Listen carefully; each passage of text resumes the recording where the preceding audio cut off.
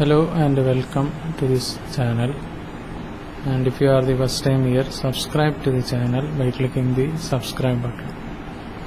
In this video we are discussing about design patterns in Java.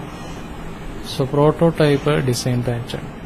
So prototype pattern says that cloning of an existing object instead of creating new one, and can also be customized as per the requirement.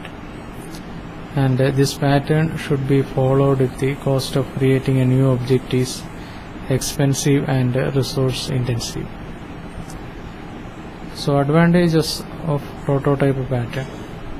So the main advantages of prototype pattern are: it reduces the need of subclassing, it hides complexities of creating objects, and the clients can get new objects without knowing which type of object it will be, and it lets you add or remove objects at runtime. So usage of prototype pattern.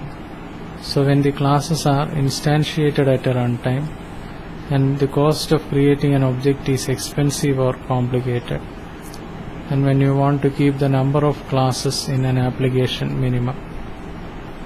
So when the client application needs to be unaware of object creation and representation.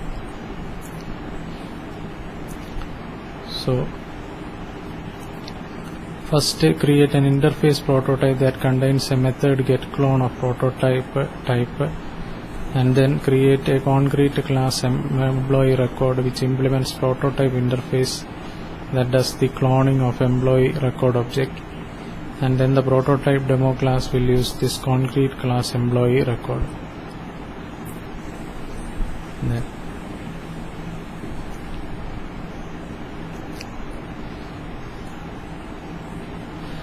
builder design pattern. So builder pattern says that construct a complex object from simple objects by using a step-by-step approach, and it is mostly used when the object can't be created in single step like in the deserialization of a complex object.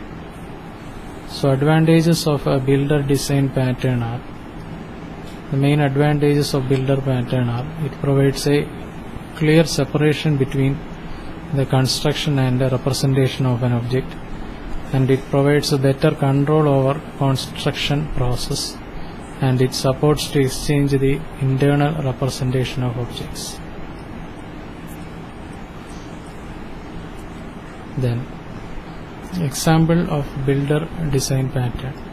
So to create a simple example of builder design pattern, the 6 steps are: first creating packing interface, then create 2 abstract classes CD and company, then create 2 implementation classes of company, for example Sony and Samsung, then create CD type class, and then create CD builder class, and then create the builder demo class.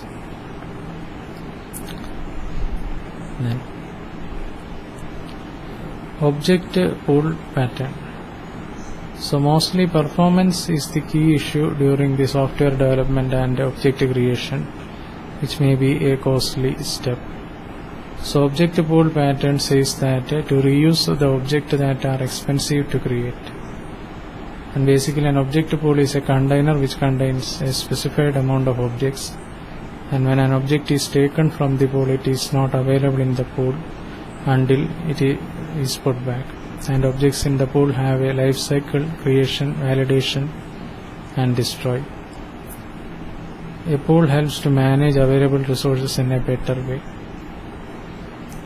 and there are many using examples, especially in application servers. There are data source pools, thread pools, etc.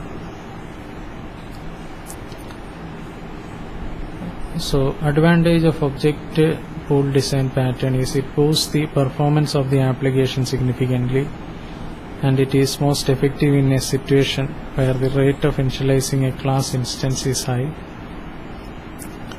and it manages the connections and provides a way to reuse and share them, and it can also provide a limit for the maximum number of objects that can be created. So this was a brief discussion on design pattern.